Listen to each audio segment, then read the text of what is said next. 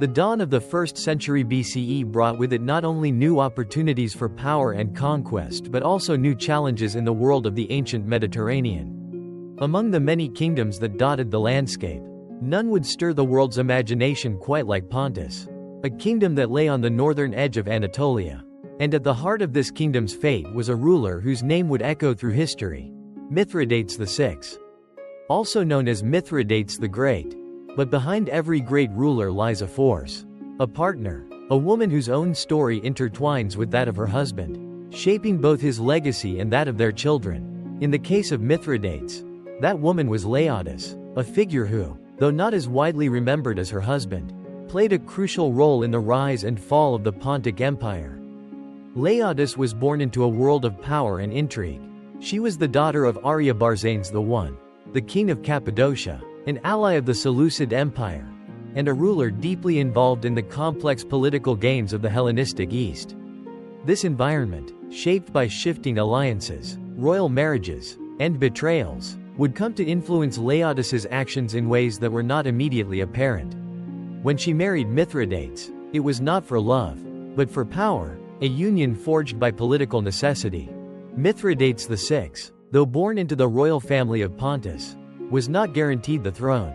His father, Mithridates V, had been assassinated under mysterious circumstances, leaving the young heir vulnerable.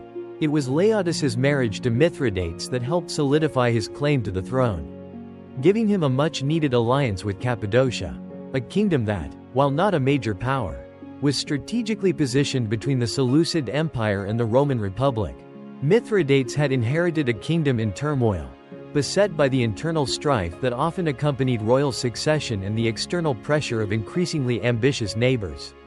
The Roman Republic, ever expanding and hungry for control, had its sights set on the eastern Mediterranean, including Mithridates' own Pontus. Thus, from the moment Mithridates took the throne, he faced both a domestic challenge from rival factions within Pontus and an external challenge from Rome. Laodice's role in the early years of his reign was pivotal. Though her influence remained subtle, at least to outsiders, she was not a mere consort, standing idly by her husband's side. No, Laodice was a woman with ambition, intelligence, and political acumen. She understood the delicate balance between diplomacy and power, and she saw in Mithridates not just a husband, but a partner with whom she could shape the future of Pontus. Their union was not just a political marriage, it was a collaboration that would define the future of their children, their kingdom, and their legacy. In these early years, Laodice's presence was crucial. As Mithridates consolidated power and sought to stabilize his reign, Laodice worked tirelessly behind the scenes, helping to secure alliances and navigating the dangerous waters of diplomacy. In the volatile world of ancient politics, a ruler's power was often contingent upon the loyalty of their subjects, allies, and even their family. Laodice, recognizing this, did everything within her power to ensure Mithridates was secure in his rule. But Laodice's ambition did not stop with securing power for her husband. She was, after all, a mother, and like many royal mothers before her, she sought to ensure that her children would inherit the throne. In this, she played the traditional role of a queen consort, raising her children to be ready for the challenges that awaited them.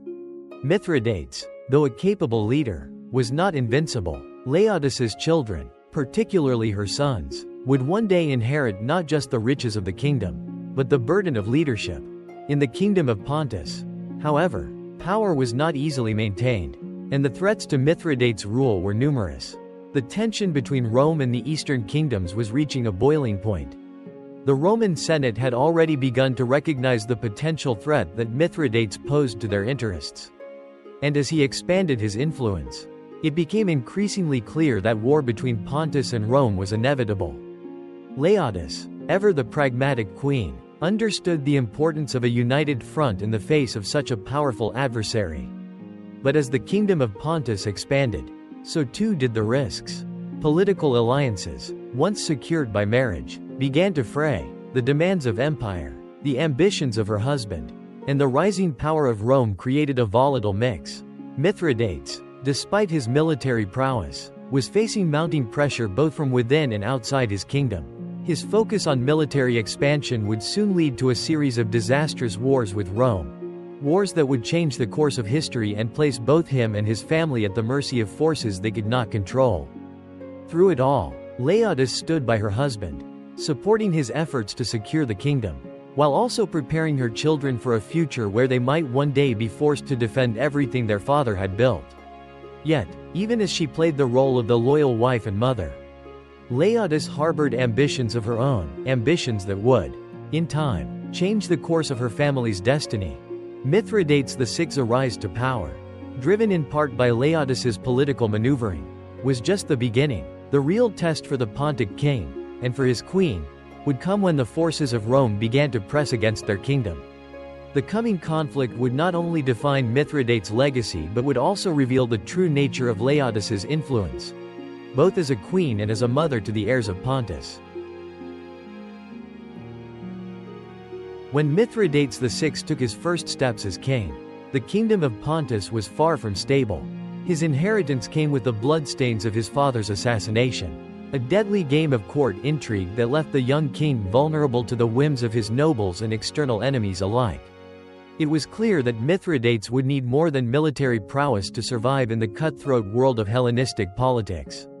He would need alliances, strong alliances with neighboring powers, and that's where Laodice, his bride, entered the picture. Laodice, daughter of King Artabarzanes I of Cappadocia, was a princess well versed in the art of diplomacy. The union between her and Mithridates was far from one of love. It was a strategic marriage, arranged with the full knowledge that the two monarchs would benefit greatly from a partnership. Artabarzanes, though a relatively minor player in the grand geopolitical scene of the time, knew that aligning with Mithridates would grant him protection from the more formidable powers in the region. Like the Seleucids and the rising Roman Republic, Mithridates, on the other hand, was keenly aware that securing a marriage with a member of the Cappadocian royal family would not only bolster his position but also ensure that Pontus would not fall victim to its rivals. Laodice, despite her youth, understood the significance of the marriage. Her royal blood made her a valuable asset, and she had been raised to value her strategic importance. Though the match was primarily political, Laodice did not merely serve as a decorative queen. She was instrumental in weaving the web of alliances that would help secure her husband's position on the throne. Laodice's influence was quietly but powerfully felt in the early years of her marriage to Mithridates. In a world where power was often fragile, Laodice's keen political mind allowed her to steer events behind the scenes. As Mithridates faced opposition from within his own kingdom and struggled to maintain control over his nobles, Laodice became his most trusted advisor. She encouraged him to act decisively in matters of state, often persuading him to make bold moves that solidified his rule. Her role in securing the loyalty of Pontus' regional allies should not be understated. At a time when the Seleucid Empire's influence was waning, and Rome's expansion into the east was only beginning, Laodice's diplomatic efforts helped establish the foundation of Mithridates' early reign. She negotiated with the neighboring kings, secured favorable trade agreements, and helped foster a sense of unity among the nobles of Pontus. Yet, for all her political savvy, Laodice was also a mother, and that role was paramount in her mind. As she gave birth to the heirs of Mithridates, she began shaping the next generation of Pontic rulers. Her children would be the future of Pontus, and Laodice took great care in their upbringing. She ensured that her sons were educated in the ways of kingship and warfare, understanding that the children of a ruler were not only the continuation of a bloodline but also the safeguard of a kingdom's future. It was during these early years, when Mithridates focused on stabilizing his rule and expanding his influence, that Laodice's presence became indispensable. She was not simply a queen consort, she was a partner in every sense of the word. While Mithridates busied himself with the military and political affairs of his kingdom, Laodice worked tirelessly to maintain the support of the people and the aristocracy. She knew that a ruler could only stand strong if the throne itself was secure. And she made sure to navigate the labyrinthine politics of her time with skill. Mithridates, for his part, recognized the value of Laodice's efforts. Though he was often preoccupied with matters of war and strategy, he trusted her implicitly in matters of diplomacy and governance. Together, they made a formidable pair. While Mithridates fought wars on the battlefield, Laodice fought her battles in the halls of the palace and in the courts of foreign kings. However, the nature of their marriage, one born of political necessity, began to show cracks as time wore on. As the years passed, Laodice's influence grew, but so did the tension between her ambitions and those of her husband. It was not uncommon in royal marriages for the power dynamics to shift. And Laodice's increasing authority would set the stage for a future confrontation that would forever alter the course of her family's fate. In the world of Hellenistic kingship, loyalty was often a fleeting thing, and Laodice knew that to maintain her position, she would need to ensure her children were ready to inherit the throne.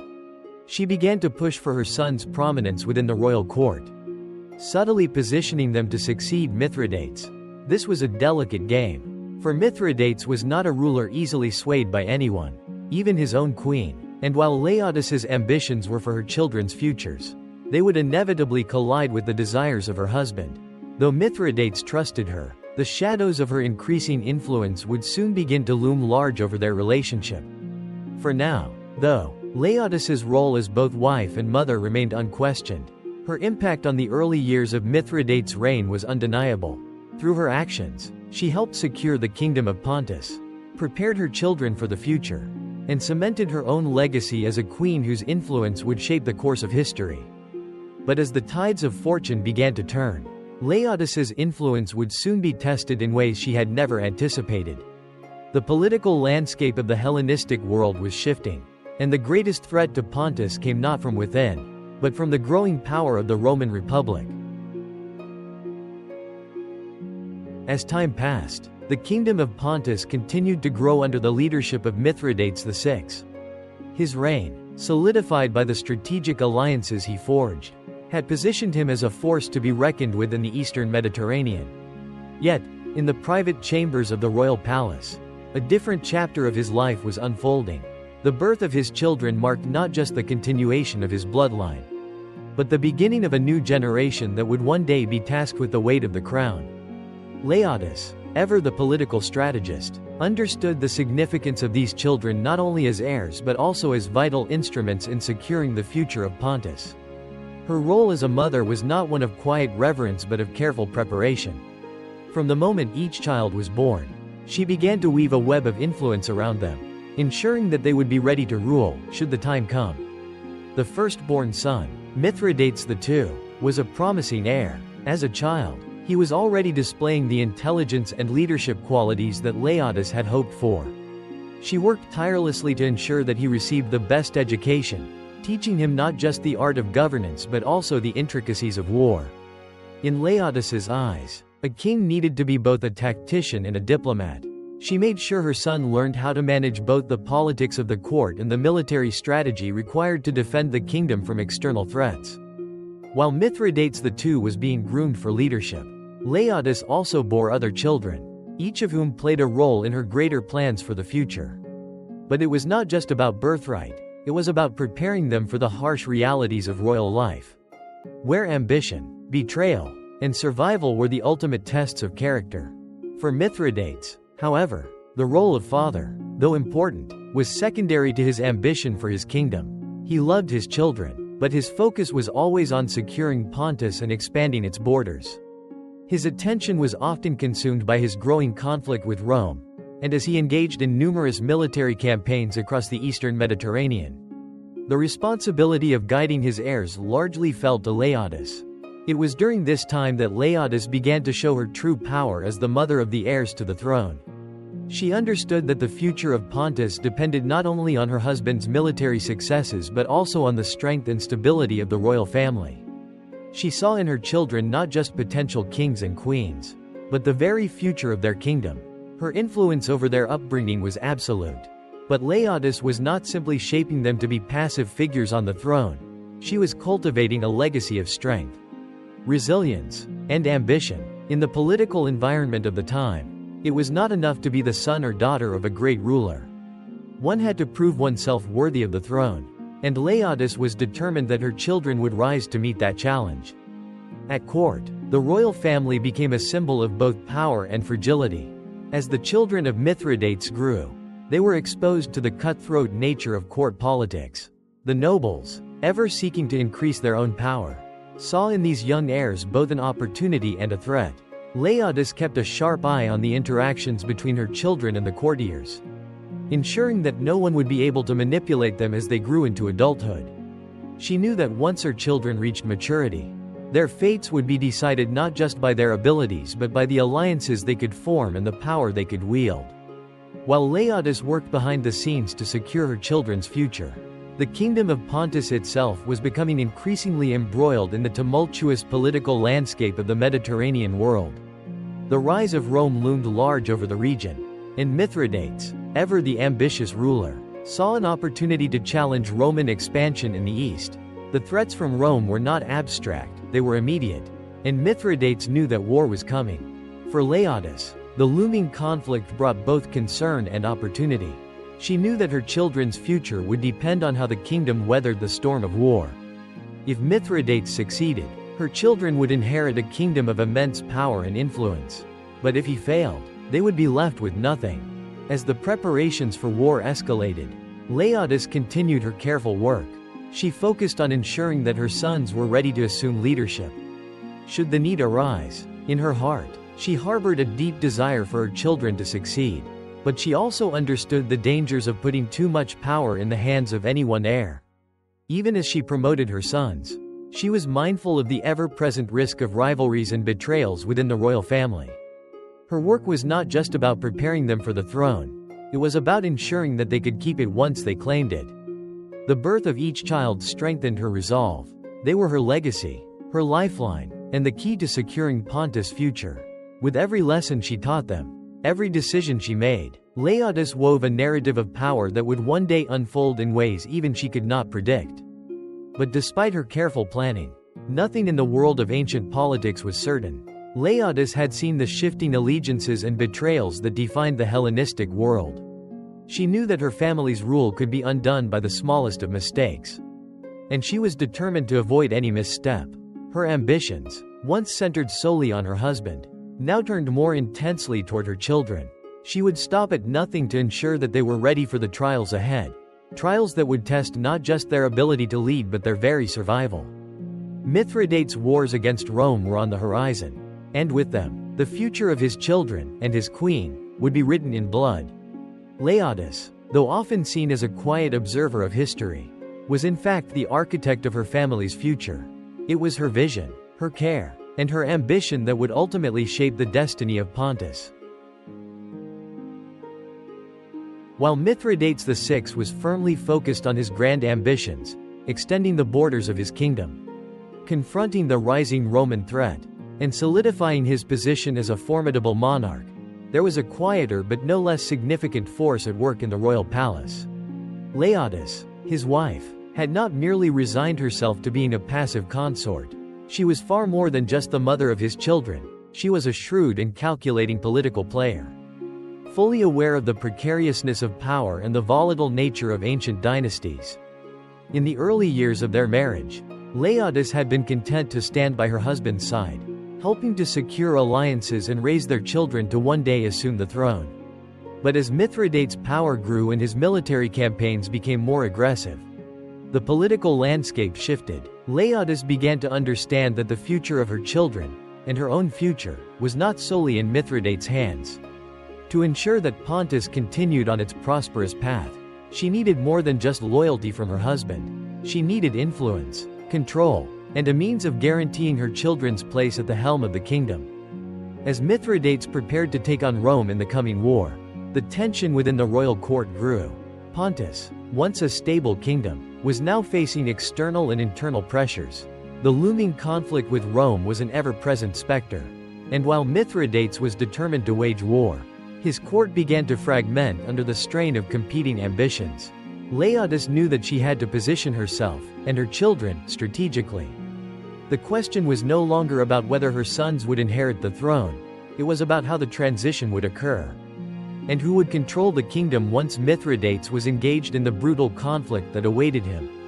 In the early stages of Mithridates' military campaigns, Laodice's actions were subtle, almost imperceptible. Her presence at court was a constant, ensuring that the nobles and military leaders aligned with her family. She was a quiet force, but one whose influence was undeniably felt.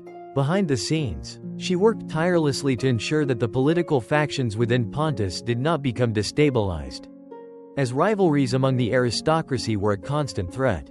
However, as the pressure mounted, so did the undercurrent of ambition within Laodice. As much as she played the role of the dutiful queen, there was a part of her that knew how fragile her position was. Her children's futures, she believed, were tied to her ability to influence the course of events. She began to make bolder moves. Her most significant decision came when Mithridates' military expeditions took him further away from the heart of the kingdom, leaving Laodice to manage the affairs of state in his absence. It was during this time that she took more direct control over court politics.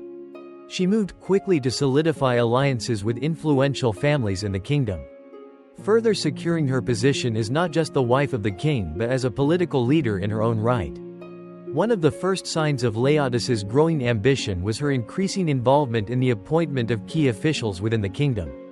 She knew that control over the administration was key to securing her children's future, and she worked to place loyalists in positions of power. Her actions, though subtle, were carefully orchestrated. She was not yet openly challenging her husband's authority, but she had begun to carve out a role for herself as a ruler in her own right. Her quiet manipulation of the court went unnoticed by many, but not by all. Mithridates, ever perceptive to the political currents around him, began to sense that something was amiss. Though he trusted his wife, he could not ignore the growing influence she had begun to exert. He had always been a king who valued loyalty above all else, and Laodice's actions, though motivated by the desire to secure the kingdom, began to raise questions in his mind about her ultimate intentions. Was she truly acting in the best interests of the family, or was she positioning herself for power? The political tension in Pontus deepened, and the loyalty of the court began to fracture. Some of Mithridates' closest advisors began to suspect that Laodice was maneuvering for greater influence. She had always been a woman of calculated ambition, and as her power within the court grew, the whispers of dissent grew louder. The aristocracy, always eager to find ways to increase their own influence, began to take sides, and the political balance within the kingdom became increasingly unstable. Amidst these tensions, Mithridates was forced to confront the reality of his situation. He knew that his kingdom could not afford internal divisions, not with Rome looming ever closer. But he also could not ignore the mounting signs that Laodice was pursuing her own agenda, one that might be at odds with his own. He had built his kingdom through strength, military might, and strategic alliances, but now, it seemed, his greatest challenge might lie not on the battlefield, but at home, in the very court that had helped him rise to power. The growing political tension also had implications for Laodice's relationship with her children. As her ambitions began to take shape, she became more focused on ensuring that her sons, particularly Mithridates II, were positioned to rule. Though Mithridates was still alive and at the height of his power, Laodice saw the shifting tides of history and recognized that the time would come when her children would have to take the reins of the kingdom. She knew that if her husband's military campaigns did not succeed, they might be left with nothing. If Mithridates failed to defeat Rome, the throne might not even exist for her children to inherit. Laodice's growing ambition did not go unnoticed by those around her. Her actions, once subtle, were becoming more transparent, and the whispers of her ultimate goal began to circulate through the court. Some saw her as a visionary queen who sought to ensure the survival of her family's legacy, while others viewed her as a ruthless player who would stop at nothing to achieve her goals. The court, once a relatively united front behind Mithridates' reign, was now split, with factions forming around Laodice and others who remained loyal to the king. As Mithridates prepared for his most critical campaign yet, the war against Rome, he found himself caught between the duties of a king and the reality of his own household's divisions. The tension between Laodice and himself reached a breaking point as he realized that her ambition might threaten the stability of the very kingdom he had fought so hard to build. The question remained: how far would Laodice go to secure her children's future? Would her ambition lead to her downfall? Or would she succeed in consolidating power at the heart of the kingdom?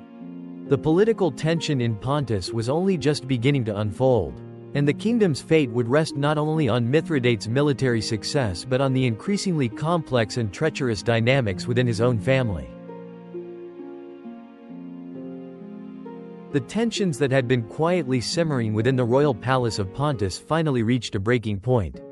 While Mithridates VI's attention remained largely focused on his military campaigns against Rome and the expanding empire he sought to carve out of the eastern Mediterranean, the political undercurrents within his kingdom had begun to take on a far more dangerous and personal tone. Laodice, once seen as the loyal queen consort, had begun to reveal her true ambitions in ways that would soon unravel the very fabric of the kingdom she sought to protect. Laodice had long understood the precarious nature of royal power. A ruler's success or failure was often determined not only by military victories but by the loyalty of the court and the control over internal affairs. In a kingdom like Pontus, where power often fluctuated with the whims of politics and the volatility of neighboring states, Laodice knew that her family's hold on the throne was far from guaranteed. She had carefully built up her influence within the royal court, aligned herself with key figures, and ensured that her children were well positioned to inherit the kingdom. Yet, as Mithridates' focus shifted more toward external threats, Laodice began to see an opportunity, one that could solidify her power, but also one that threatened the stability of her family. It was not the first time that Laodice had sought to influence the future of Pontus through political maneuvering. Her past actions had been measured and discreet, ensuring that she remained a respected and influential figure within the court. However, as the looming war with Rome began to strain Mithridates' rule and consume his attention, Laodice saw her moment to act with greater force. The queen's ambition, which had once been focused solely on ensuring her children's place as heirs to the throne, now extended beyond that. She no longer saw herself merely as a supportive wife to the king but as the rightful power behind the throne. The idea of her children inheriting the kingdom was no longer enough. Laodice sought to ensure that the power within the kingdom would be hers to wield, even if it meant betraying the man she had once vowed to support. It started subtly, with small gestures that only those closest to her would have noticed. She began to consolidate her influence over the military leaders and aristocracy. She spent hours speaking with advisors, planting seeds of doubt about Mithridates' leadership and the increasingly distant relationship between the king and his court. Some nobles, sensing the shift in power, began to align themselves with her, seeing an opportunity to benefit from a new order, one in which Laodice would hold the reins of power. At first, the changes were incremental, unnoticeable to most. Laodice maintained a facade of loyalty to her husband, offering advice when needed and presenting herself as a supportive queen. But behind the scenes, she was laying the groundwork for a coup, one that would unseat Mithridates and place her children, perhaps even herself, on the throne. The real turning point came when Mithridates left Pontus to lead his armies against Rome. It was a critical campaign, one that could either solidify his rule or lead to his downfall. Laodice knew that her husband, in his obsession with expanding his empire, had left the kingdom vulnerable. The moment was ripe for action, and she seized it. She began by subtly shifting the loyalties of the court. She made alliances with powerful families within Pontus, some of whom had grown disillusioned with Mithridates' rule. The king's recent military failures had made him unpopular in some circles, and Laodice was quick to exploit this discontent. She presented herself as the voice of reason, the protector of the royal family and the kingdom. In contrast to the increasingly erratic and distant figure of Mithridates, her next move was more direct. She began to place key figures in positions of power, men who were loyal to her and her vision of the future. She worked tirelessly to convince the military leaders that Pontus needed a stable hand to guide it through the coming trials, and that Mithridates, though capable, was too consumed by his war with Rome to lead effectively. As these leaders began to gravitate toward her, Laodice's plot took shape. Mithridates, in his absence, had left a vacuum of power. His advisors, though loyal, were now divided. Some still supported him out of duty, while others, sensing the winds of change, saw Laodice as a more secure and pragmatic option. It was at this critical juncture that Laodice made her move. She called for a council meeting, where the most influential men of the kingdom were summoned. It was here that she revealed her plans, though not in so many words. Instead, she skillfully manipulated the conversation, appealing to the nobles' desire for stability and security. She painted a picture of a kingdom that could thrive without Mithridates' constant wars and ever-present distractions. She proposed the idea of a regency for her children, one that would secure their future and the kingdom's prosperity. It was a carefully calculated step, one that subtly undermined Mithridates' authority and presented Laodice as the leader capable of uniting the kingdom. At first, the nobles were hesitant, unsure of how to react, but as Laodice skillfully played on their fears and desires, the momentum began to shift in her favor. Some of Mithridates' most trusted generals, seeing an opportunity for personal gain, began to align themselves with Laodice, signaling their support for her bid for power. What had begun as a quiet conspiracy now erupted into full-scale betrayal. Laodice's actions were no longer just about securing her children's place on the throne, they had become about securing her own. As she quietly pushed for her own regency, her ambition had grown into something more dangerous, something that threatened not just Mithridates' kingdom, but his very life. News of the growing unrest in Pontus reached Mithridates on the front lines of his campaign. He was blindsided by the depth of the conspiracy, and the realization struck him with the force of a blow. His wife, whom he had trusted implicitly, was now his greatest threat. The seeds of treason had been sown, and the betrayal was unfolding in real time. The war against Rome would not be the only battle Mithridates had to face. The most perilous struggle would take place within his own household, against the very woman who had once stood by his side. The realization that his kingdom was on the brink of collapse, not from external foes but from the treachery of his closest ally, was a bitter pill for Mithridates VI to swallow. He had spent his life fighting wars on foreign soil, battling against the rising power of Rome, defending his kingdom from those who sought to strip him of his throne. But now, it seemed that the most dangerous enemy to his rule was one he had trusted implicitly, his own queen, Laodice. As Mithridates received word of the conspiracy brewing within the walls of his kingdom, the shock and anger were immediate. His thoughts, which had been focused on military strategy and the conquest of lands to the west, now shifted violently inward. Laodice's ambition was a threat of a different nature. While Rome was a visible, tangible enemy, Laodice's betrayal was insidious and far more personal. The very foundation of his power was being eroded from within, and it was clear to him that, to survive, he would need to take decisive action. From the moment Mithridates learned of the growing unrest, his response was swift and unyielding. He had always prided himself on his military prowess, his ability to outthink and outfight his enemies. But in the face of his wife's betrayal, his first instinct was not to raise an army or to deploy his vast military resources. Instead, he focused on one of the oldest and most powerful tools of a monarch, vengeance. For Mithridates, vengeance was not a matter of wrath for its own sake, but a calculated means of reasserting his authority. Laodice had made a dangerous mistake by underestimating her husband's resolve. She had moved too quickly, too openly, and now, she would have to face the consequences. Back in Pontus, Laodice, emboldened by her initial successes, believed that the court was now fully in her grasp. Her carefully orchestrated alliances with powerful nobles and military leaders seemed to guarantee that her children would inherit the throne. The members of the royal family were beginning to rally to her cause, and even some of Mithridates' generals seemed ready to follow her lead. The prospect of a regency, with her at its helm, seemed within reach, but what Laodice had not anticipated was the depth of her husband's wrath. Mithridates, upon hearing of the situation, began to move with cold precision. While Laodice believed she had gained the upper hand, she had only made one fatal mistake. She had forgotten the sheer force of Mithridates' will. He had faced death in battle, stared down the might of the Roman legions, and outlasted countless enemies. To him, the betrayal of his wife was a different kind of battle, one of survival. One where he could not afford to be weak or hesitant. With no time to lose, Mithridates sent orders to his most trusted generals to return to Pontus. The war against Rome would have to wait, his personal battle had just begun. His most loyal officers, who had stood by him through years of war, were now called to deal with a threat far closer to home.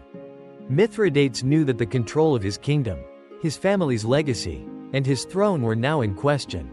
Upon returning to Pontus, Mithridates set in motion a series of moves that would ensure his rule remained intact.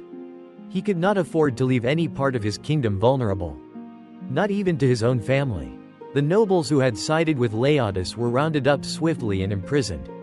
Mithridates spared no mercy for those who had turned against him. His message was clear: loyalty, once broken, could never be repaired. His reign would not bend to the whims of traitors. But even as he secured his power, the situation in his household remained fraught. Laodice had expected Mithridates to be far removed from the politics of the court, too consumed with the affairs of the state and his war efforts to notice her maneuverings. She had, in her mind, become the ruler behind the throne, steering the ship of state while her husband focused on distant shores. What she had not counted on was the depth of Mithridates' understanding of the political game. The idea that he might be taken by surprise was something he could never accept. For Laodice, the moment of reckoning arrived in the form of a summons. Mithridates, having dealt with his military commanders and the court's aristocracy, now turned his attention to his queen. Laodice was summoned to the royal palace, where she would meet her fate. The tension between them was palpable. Laodice, despite her earlier ambitions, had been taken aback by the force and decisiveness of Mithridates' reaction. She had never expected him to act so swiftly, nor with such ruthlessness. She had thought she could play the game and win. But Mithridates was a king, and kings did not surrender their thrones, even to their own wives. As Laodice entered the palace, she was met not with the royal court she had once presided over, but with a cold, silent room filled with soldiers who had sworn loyalty to Mithridates. Her every step was watched, her every move scrutinized. The queen was now a prisoner in the very palace she had once ruled, and it was clear that her once secure position was no more. Mithridates stood before her, his presence overwhelming, his gaze unyielding. The distance between them was not just physical, it was the distance between a king and a traitor, a ruler and a conspirator. Mithridates did not speak at first, allowing the silence to stretch between them like a living thing, thick with tension. "Do you have anything to say for yourself?" he asked, his voice cold and steady. Laodice, though no longer the queen of the court, still carried the weight of her ambitions. She could have pleaded for mercy, admitted her treachery, but she did not. Instead, she stood tall, her eyes locked onto his. "I did what I thought was best for our family, Mithridates," she said, her voice calm despite the storm raging inside her. "Our children, our legacy, do you not see it? You are too focused on Rome, too obsessed with military conquest. I did what was necessary to protect our future." Mithridates did not respond immediately. He had heard these arguments before, spoken by others who had betrayed him in the name of family, in the name of power. He knew that Laodice had convinced herself that she was in the right. But to him, her actions were nothing less than treason. And treason was a crime punishable by death. "I trusted you," he said finally, his voice hardening, "but you have betrayed not just me, but our children, and the very kingdom we've built." The sentence was clear. Laodice, once the queen, was now a prisoner in her own home. But even as she faced the consequences of her actions, she held her head high, as though her ambition, though crushed, had still been justified in her mind. Mithridates, however, was resolute. He had fought too hard to build his empire, and he would not let it be undone by the machinations of a woman who had once shared his bed. His vengeance was swift, and it was as much about restoring his kingdom as it was about asserting the unbreakable authority of a king who would not be challenged, especially not by his own wife. The day Laodice was dethroned from her place at Mithridates' side, the echo of her betrayal reverberated throughout the kingdom of Pontus. The royal court, once an arena of intrigue and ambition, became a place of uneasy silence. The once glorious queen was now cast aside, and Mithridates, having triumphed over the conspiracies within his own household, turned his attention to the one thing he could not afford to neglect: the future of his children. For Mithridates, the matter of his children was as complex as it was critical. They were not only the heirs to his kingdom but the symbols of his legacy. But Laodice's machinations had blurred the lines between loyalty and bloodline. And now, the king's children were caught in the crossfire of his shattered marriage. The most immediate impact of Laodice's fall from grace was the deepening divide between Mithridates and his children, particularly his sons. Laodice had done her work well. She had raised her children to believe in their own right to rule, shaping them in the mold of a ruler. teaching them the ways of power, of diplomacy, and of warfare. She had built them up, instilled in them the belief that they were the rightful heirs to the throne. And now, with her betrayal, she had made them pawns in a game they did not fully understand. Mithridates, for his part, was left with a difficult decision. His children, particularly his eldest son Mithridates II, were not innocent bystanders in this drama. Laodice's ambitions had planted seeds in their minds, and they had grown up under the shadow of a mother who had taught them that power could be seized, that the throne was theirs by right. Mithridates had no choice but to confront these attitudes and perceptions, and it was clear that the fallout from Laodice's treachery would stretch far beyond her own fate. The immediate consequence of Laodice's downfall was a severe loss of trust between Mithridates and his sons. Mithridates II, the eldest, was a strong and capable young man, raised with a sense of entitlement to the throne. He had always been his mother's favorite, the one who was groomed to take over as the ruler of Pontus.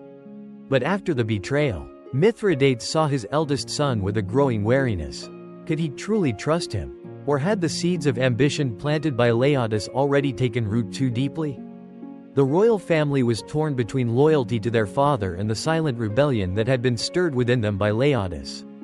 The children found themselves caught between two worlds, the kingdom of their father, built on discipline and the harsh realities of monarchy, and the world their mother had promised them, one of unchallenged power and glory. Laodice had not only poisoned her marriage but also tainted her children's future. The idea of the throne, once a distant notion they had barely comprehended, now became an obsession. With Laodice gone, Mithridates tried to exert control over his children, attempting to curb the dangerous ambitions that had been instilled in them. But it was not easy. The seed of rebellion had already been planted, and the idea of taking the throne was no longer a foreign concept for his sons. Mithridates II, the most capable of his sons, now found himself walking a fine line between his loyalty to his father and the undeniable allure of his mother's vision. He was not blind to the way his father had reasserted control over the kingdom. He had seen his own mother humiliated, her influence reduced to nothing. Mithridates II had inherited his father's fierce determination and military acumen. But he also carried the weight of Laodice's dreams, which had now become his own. Meanwhile, Mithridates' younger sons watched these developments with growing tension. They had not yet reached an age where they could fully comprehend the complexities of court politics. But they were not oblivious. The loss of their mother's power had shaken their understanding of what their future might hold. To them, the idea of taking the throne was not simply a matter of inheritance. It was an ideological struggle against the very king who had raised them. To some, their father was the symbol of authority. But to others, he represented the same oppressive force that had crushed their mother's dreams. Mithridates, sensing the shift in his children, knew he needed to act quickly. The fractures in the royal family were deepening, and he could not afford to let them fester. He called his children to him, determined to reassert his dominance over them. It was time for the king to remind his heirs that there would be no division, no treachery in the royal line. The throne of Pontus would be held only by those who were loyal to the king, loyal to the kingdom, and loyal to the legacy of the Mithridatic dynasty. In a private council, Mithridates addressed his sons. His words were not those of a father concerned with the emotional toll of the family's crisis. They were the words of a monarch who knew that only through absolute control could he preserve the kingdom he had fought to build. "You are my heirs, and I will not allow any of you to forget that," Mithridates said, his voice stern. "The throne of Pontus is not a prize to be won by ambition. It is a burden, a responsibility that requires loyalty, discipline, and sacrifice. The future of this kingdom lies in your hands, but only if you prove yourselves worthy." Mithridates' words were a reminder of the harsh realities of royal life, where power was not granted, but fought for. He understood the delicate balance between nurturing ambition and preventing it from turning into rebellion. His children needed to understand that loyalty to him, to the kingdom, was non-negotiable. Yet, even as Mithridates delivered his speech, he knew that the loyalty of his sons could no longer be taken for granted. Laodice's influence had tainted their perceptions, and the seeds of rebellion had taken root. The battle for the throne was no longer just a matter of defeating external enemies. It was now a matter of keeping his own bloodline in check. The fallout from Laodice's betrayal had set in motion a chain of events that would forever alter the course of Pontus. The kingdom, once united under Mithridates' rule, now found itself on the edge of internal conflict. The king's children, who had once looked to him for guidance, were now beginning to question the very foundations of his authority. As Mithridates prepared for the next phase of his military campaign, he could not shake the feeling that the true battle was not on the battlefield, but within his own family. The future of Pontus rested on the choices his children made, and he knew that those choices could either unite or destroy the kingdom he had fought so hard to build. The year was drawing to a close, and the kingdom of Pontus stood at a crossroads. Mithridates VI, the ambitious king who had once conquered vast territories and earned a reputation as a formidable military leader, now faced perhaps his greatest challenge yet, not just from the legions of Rome, but from within his own family. But even as internal turmoil threatened to unravel his kingdom, Mithridates focused his efforts on what he had always known best: war. His ambition had never wavered, even in the face of personal betrayal. He still believed in the cause that had driven him for so many years, expanding Pontus' power, defeating Rome, and securing his dynasty's place in the annals of history. Mithridates was not a man easily broken, and he saw his family's fracturing as a temporary obstacle in the grand scheme of his plans. For now, the world beyond his kingdom was what consumed his mind. The Roman Republic, growing ever more powerful, was an inevitable threat to the Eastern kingdoms. Mithridates had long known that his destiny was intertwined with that of Rome. If he could defeat the Romans, he would not only secure Pontus' future but also carve his name into history as a true rival to Rome's expanding empire. Thus, the king focused his military efforts on a series of campaigns that would span several years, each more brutal and far-reaching than the last. In doing so, Mithridates sought to cement his legacy, rally his people, and possibly, just possibly, win back the loyalty of his children. At the heart of Mithridates' military endeavors was the campaign against Rome. In the year 88 BCE, Mithridates VI launched a bold and aggressive offensive against Roman territories in Asia Minor. Hoping to strike a decisive blow against the Republic, he had watched as Rome's power grew unchecked, its legions invading territories and kingdoms that had once been free from Roman influence. Mithridates knew that the Romans were not content to stop at their borders; they would, in time, turn their eyes toward Pontus. He was not going to wait for Rome to strike first. His forces, well-trained and disciplined, moved swiftly, invading key Roman provinces, including Asia, Bithynia, and the surrounding territories. Mithridates took advantage of the political instability in Rome, capitalizing on the civil wars and the conflict between factions within the Roman Senate. His strategy was both tactical and psychological. He understood that Rome's strength lay in its unity, and the more he could sow discord, the better his chances of defeating them. Mithridates' first major success was the siege of Cyzicus, where his forces overwhelmed a Roman garrison. This victory sent shockwaves through the Roman world, signaling to the Senate and the Roman people that their eastern territories were not as secure as they had once thought. Rome's control over Asia Minor was suddenly in jeopardy, and the Senate scrambled to respond. Despite his early successes, Mithridates knew that a prolonged war with Rome would not be easily won. The Romans were a persistent foe, and their legions, seasoned by decades of warfare, were not to be underestimated. Mithridates had seen this firsthand during his earlier campaigns against Rome's allies and knew that a full-scale confrontation would be a battle of attrition. His army would need to hold strong against the might of Rome's military machine. But as Mithridates engaged in the war against Rome, his kingdom, already shaken by internal strife, was also beginning to show signs of strain.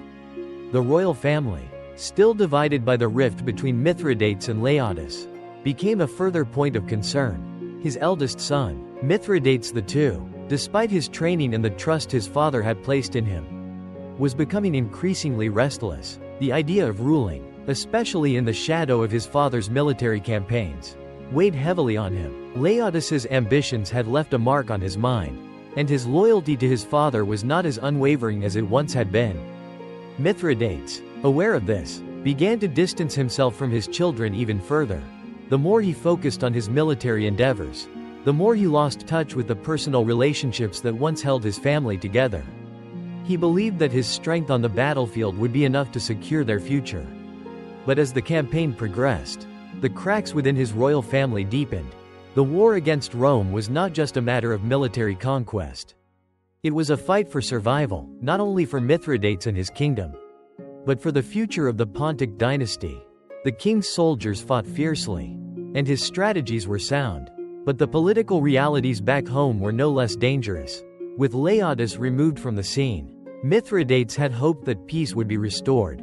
However, the damage was done. The ambitious seeds she had planted in their children had taken root. And Mithridates was now facing the consequences of his own domestic failings. Meanwhile, Mithridates' military campaign continued with a series of brilliant victories, each one bolstering his reputation as a formidable adversary to Rome. He was successful in gaining temporary control of the Roman provinces in Asia, and his forces surged forward into Greece, where he hoped to rally additional support. His strategy was to expand the front of the conflict, forcing Rome to stretch its resources thin. But with every victory, the complexity of the situation grew. Rome, though initially caught off guard by Mithridates' aggression, was far from defeated. The Roman Senate soon gathered its resources, and a response was inevitable. The legendary general Lucullus was dispatched to Asia with an army that would prove formidable. The tide of war began to shift as the Romans regrouped and began to push back against the Pontic forces. As the war against Rome intensified, Mithridates faced an internal crisis of his own. He had always been a ruler who believed in personal strength, both on the battlefield and within the court. Yet, as he faced the Roman legions, he could not ignore the growing discontent among his children, who questioned his leadership, their future, and the stability of their kingdom. His sons, particularly Mithridates II, began to openly challenge him. The whispers of rebellion grew louder, and Mithridates realized that his once unshakable foundation was beginning to crumble beneath him. The war against Rome continued to drag on, each side suffering heavy losses. Mithridates' victories were tempered by the brutal realities of warfare, and he found himself fighting a two-front war, against Rome and against the discontent within his own household. The stakes were higher than ever, and the future of the Pontic kingdom seemed uncertain. Mithridates understood that his family's survival, and that of his kingdom, was inextricably linked to the outcome of this war. His ability to defeat Rome would determine not just his legacy, but the future of Pontus. Yet, with each passing day, he found himself further removed from the kingdom he had built and the children he had hoped would one day inherit it. The war would soon reach a breaking point, and Mithridates' future, along with that of Pontus, would be decided not just by his military acumen, but by the loyalty of those closest to him. Could he hold the kingdom together long enough to defeat Rome, or would the internal strife within his family be the downfall of his empire? The walls of the royal palace in Pontus once echoed with the vibrant energy of a queen at the height of her influence. Laodice, mother of future kings and queen consort to one of the most ambitious monarchs in the ancient world, had once been the cornerstone of Mithridates' power. She was more than just a political ally. She was the driving force behind the kingdom's diplomacy and a quiet architect of its future. But now, the woman who had once commanded such authority was nothing more than a tragic figure.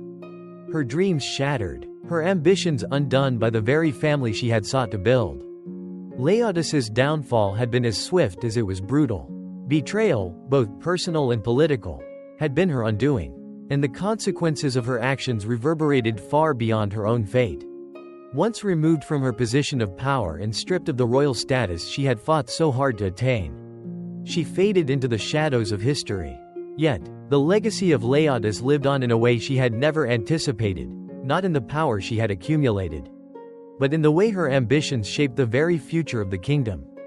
Mithridates VI, in his determination to reclaim his throne and secure his family's legacy, had swiftly dealt with the fallout from Laodice's betrayal.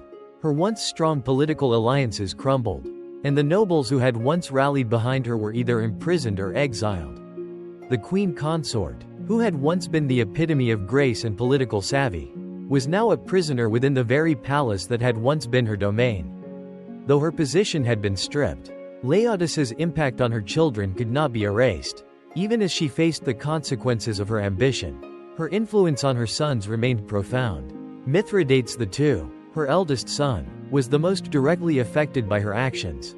The seeds she had planted in his mind, the belief that he was destined to rule, that power was an inheritance and not something to be earned, had taken deep root.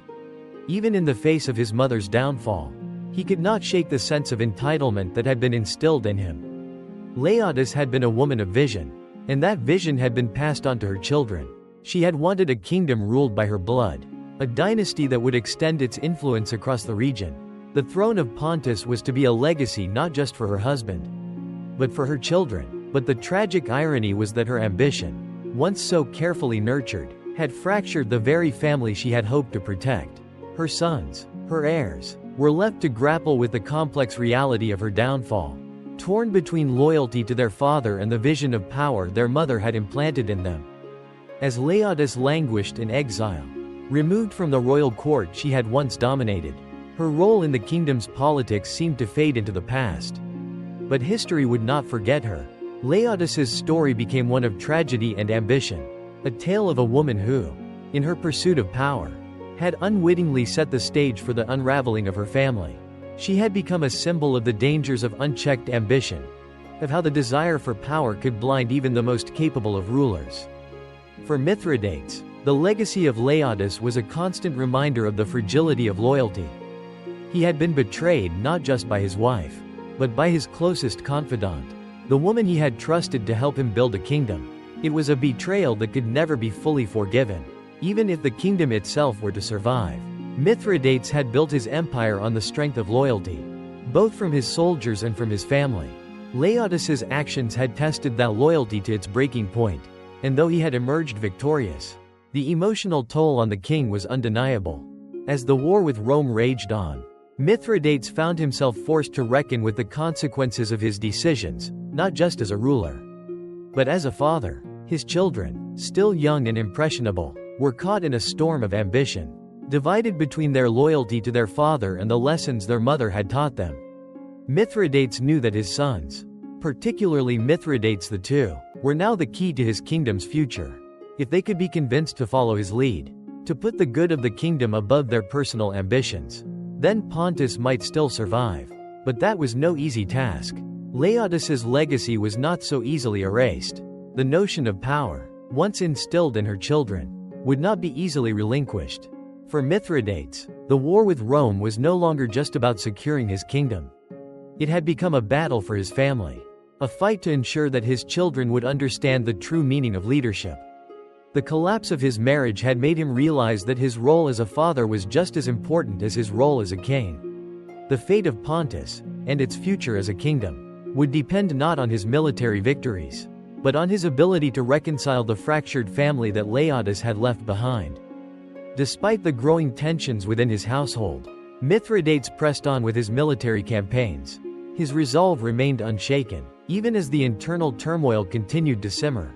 He had faced betrayal on the battlefield before, and he would face it again. But this betrayal, from his own flesh and blood, was a different kind of challenge. In the aftermath of Laodice's fall, Mithridates began to turn inward, focusing on his relationship with his children. His sons were his most valuable assets, and he knew that he would have to reshape their understanding of power if Pontus was to have any hope of surviving.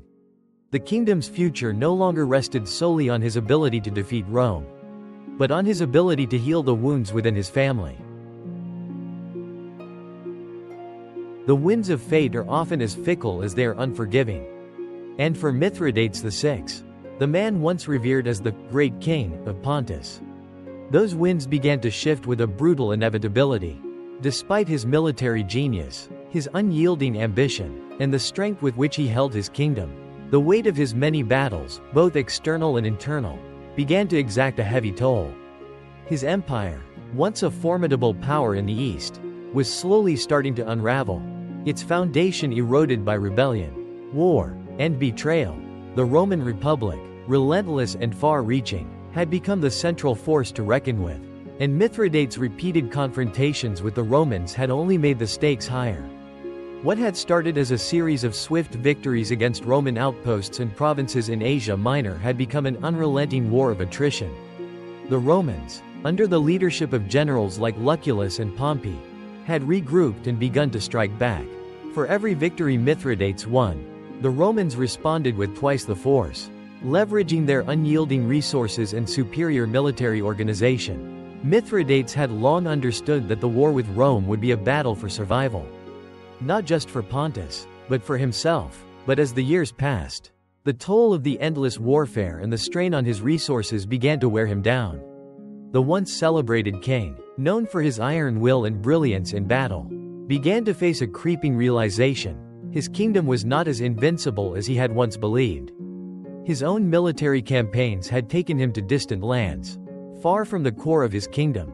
Pontus, as a result, had grown vulnerable. The discontent within his court, stirred by Laodice's machinations, had not vanished with her exile.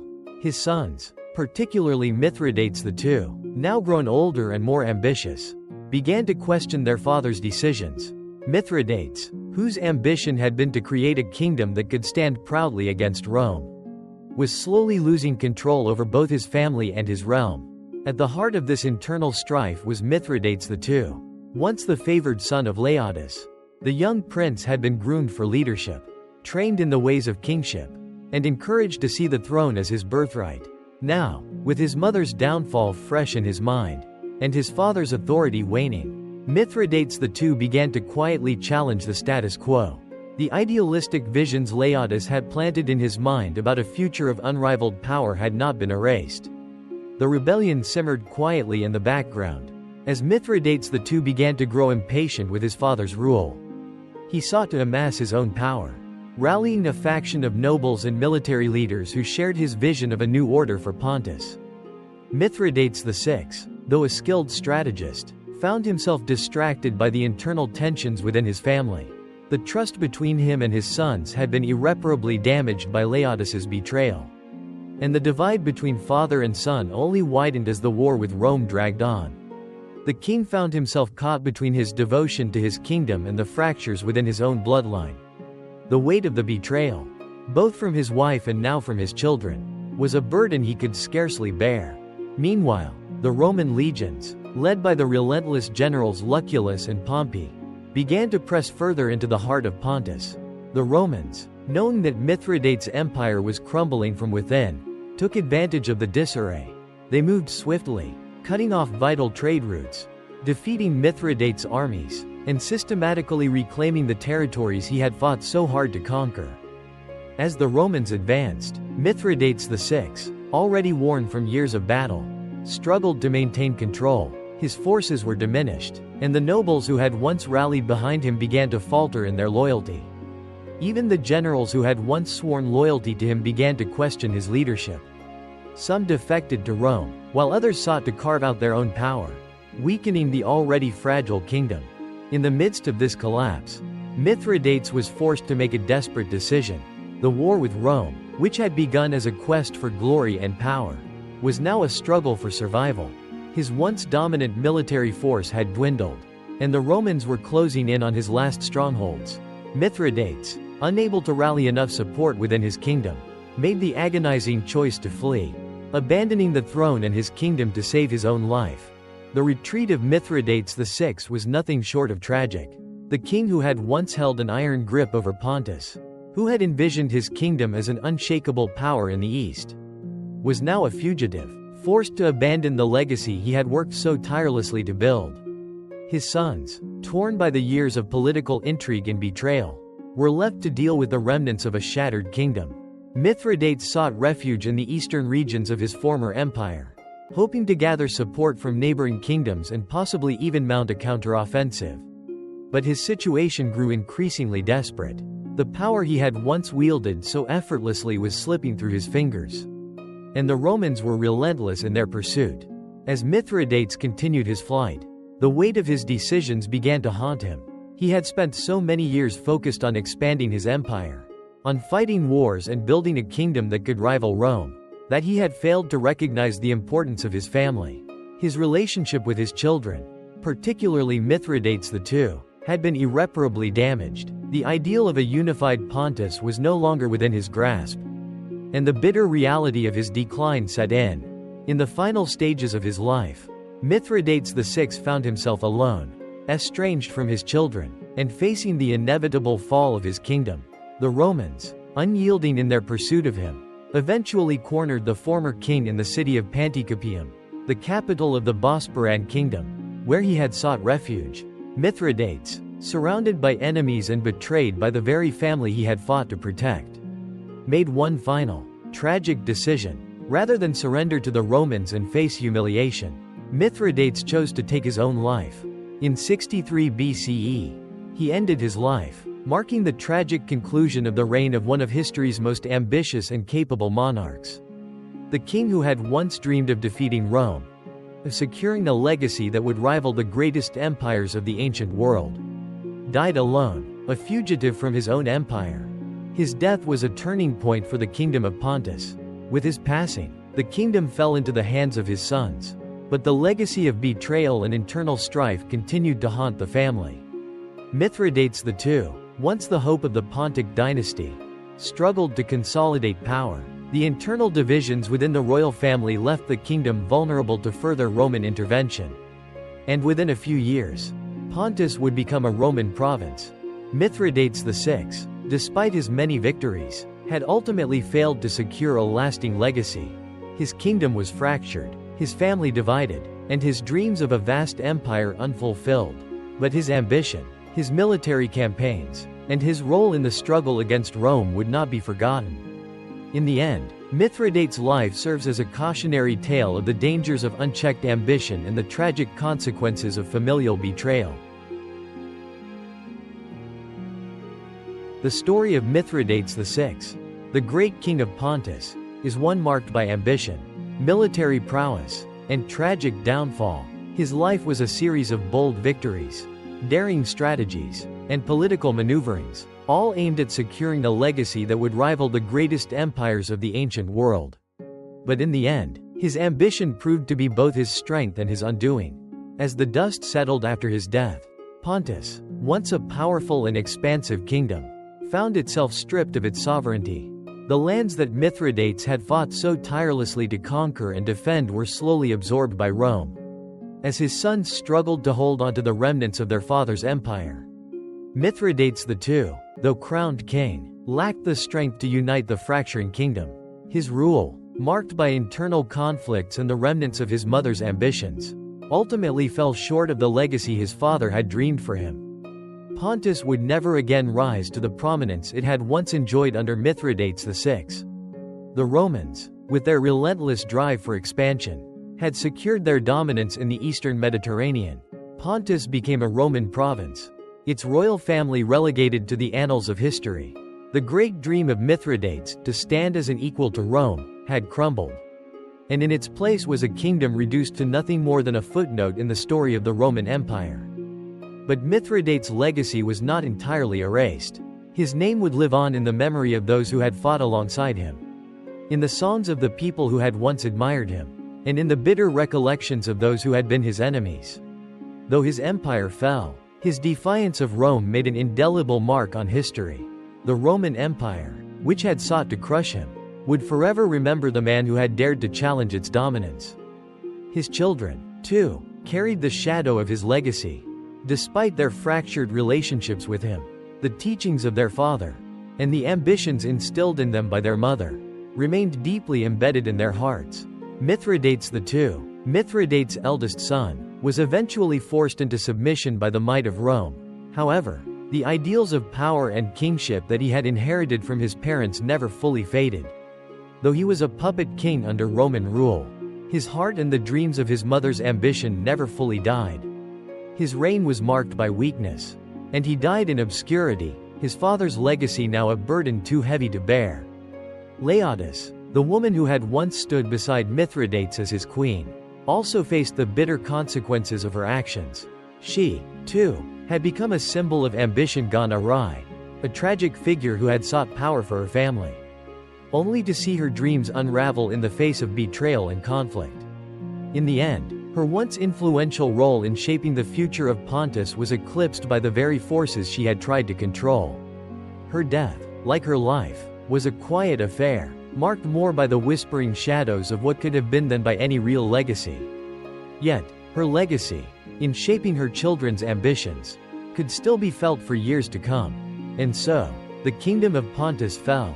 The grand vision that Mithridates VI had set forth, a kingdom that would rival Rome, dissolved into the vast tide of history. The dreams of one man had been shattered by betrayal, division, and the unyielding force of the Roman Empire. His ambition had reached too high, and his inability to reconcile his family's fractured loyalties had sealed his fate. But even as Pontus vanished from the map, the legacy of Mithridates VI lived on in the collective memory of the people who had known him. He had been a king who fought not just for power, but for his family, his kingdom, and his people. His battles, both internal and external, shaped the course of history, and his name would remain in the annals of the ancient world as a symbol of resistance against the dominance of Rome. Mithridates' story serves as a testament to the fragility of power and the ultimate cost of ambition. His rise to greatness, his struggles for survival, and his tragic downfall were the product of a man whose vision for his kingdom was unmatched, but whose human flaws could not be escaped. The betrayal of those closest to him, his wife and sons, was a bitter reminder that, in the world of kings and empires, loyalty is as fragile as the empire itself. Pontus may have fallen, but Mithridates VI's story, one of greatness, betrayal, and tragedy, continues to be told. It is a story that reminds us of the fragility of power, the importance of family, and the often painful consequences of unchecked ambition. As the world turned, the echoes of his reign faded into history, but the memory of Mithridates VI, the king who dared to challenge Rome, lived on as a testament to one man's ambition, and the price that must be paid for it.